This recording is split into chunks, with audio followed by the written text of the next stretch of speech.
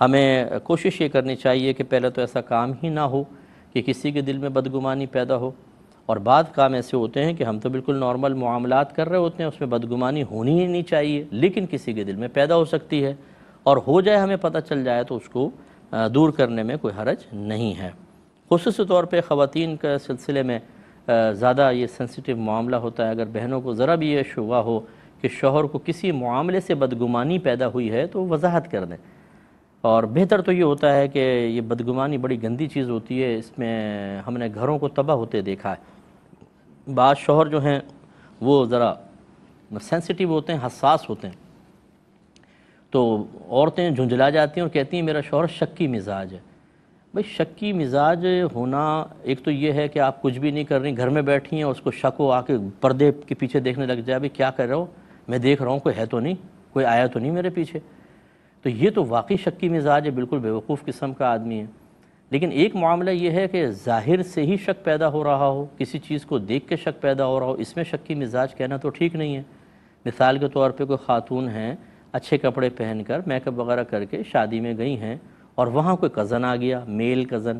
اور وہ اس سے ہنس ہنس کے باتیں کر رہی ہیں، دور سے شوہر نے دیکھ لیا اس کو، وہ بھی بہت ہنس کے باتیں کر رہی ہے زوجہ۔ اب وہ گھر میں جا کے پوچھتا ہے تو وہ کہتی ہے تم تو شکی مزاج ہو، تو یہ تو ٹھیک نہیں ہے نا۔ عورت کو ویسے ہی بہت ریزرو رہنا چاہیے، شادی کے بعد تو اور معاملہ بڑا نازک ہو جاتا ہے، تو یہ شکی مزاج کا معاملہ نہیں ہے، بلکہ یہ تو شوہر پہ فرض تھا کہ وہ اس کے بارے میں تحقیق کرتا کہ ایسا کیوں ہوا ہے۔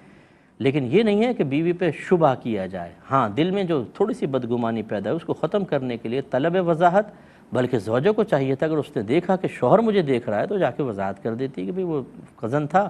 اور اچانک آ گیا تھا تو گھر کے بارے میں پوچھا تھا، چلو یہ دعا سلام ہو گئی، ختم بات۔ لیکن وضاحت ہونی چاہیے۔ یہ ہمارے ہاں بعض اوقات ہوتا ہے کہ یا تو ہم بہت زیادہ حسن ظن قائم کر لیتے ہیں سامنے والے کے بارے میں کہ یہ مجھ سے بدگمان ہو ہی نہیں سکتا، یہ ایک بہت بڑی خرابی ہے۔ دوسرا، یا پھر بالکل حسن ظن قائم نہیں کرتے، اور مطلب یہ کہ بدگمانی ہم سوچتے ہیں ضرور بدگمانی کرے گا، یہ بھی ٹھیک نہیں ہوتا۔ تو اس لیے خلاصہ کلام یہ ہے کہ معتدل راستہ اختیار کریں، خود ایسا عمل اختیار کریں کہ بدگمانی پیدا ہی نہ ہو۔ میں نے ابھی کتاب لکھی، میں نے اس میں ایک مشورہ لکھا جس کو پڑھ کے شاید کچھ لوگ ہنسیں گے، تو میں نے اس میں لکھا تھا کہ میاں بیوی کو آپس میں بہت اچھی انڈرسٹینڈنگ رکھنی چاہیے، اور کوئی ایسا کام نہ کریں کہ بدگمانی پیدا ہو۔ لہذا شوہر کو چاہیے کہ اپنے موبائل میں پاسورڈ ہی نہ رکھے،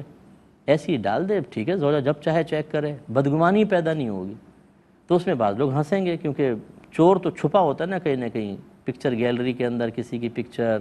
کوئی میسیج واٹس ایپ کے اوپر اور فلاں جگہ، اگر خدا نہ خواستہ کوئی ایسا ہو تو پھر ٹھیک ہے، پھر خود ہی بھگتو۔ ایسی زوجوں کو چاہیے پاسورڈ وغیرہ بالکل ڈال کے نہ رکھے، نہ اپنے فیس بک کے اکاؤنٹ کے اندر، نہ اپنے موبائل میں، جب چاہے شوہر چیک کر سکے۔ اس سے ایک اعتماد بڑھتا ہے، اگرچہ آپ اس کو چاہے لائک کریں نہ کریں، لیکن ہم آپ کو صحیح مشورہ دے رہے ہیں کیونکہ میں ایک عوامی آدمی ہوں، اور ہم نے بہت گھروں کو بگڑتے ہوئے دیکھا ہے ان چیزوں کی وجہ سے۔ ایسی ایک بنیاد بنتی ہے اور طلاقوں تک نوبت پہنچ جاتی ہے۔ تو خلاصہ کلام یہ ہے کہ بہرحال بدگمانی دور کرنے والے اسباب اختیار کرنے چاہیے، پھر بھی کوئی بدگمان ہو جائے اور وضاحت ضروری سمجھیں آپ تو کر دیں تاکہ وہ بدگمانی سے